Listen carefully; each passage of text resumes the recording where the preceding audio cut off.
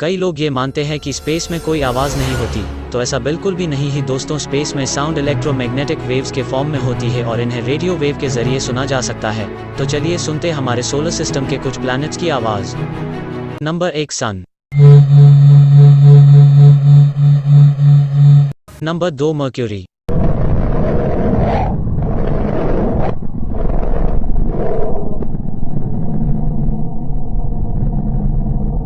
Number 3 Venus.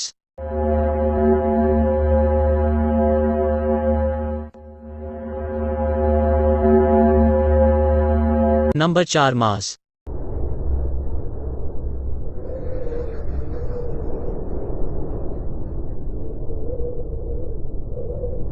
Number 5 earth.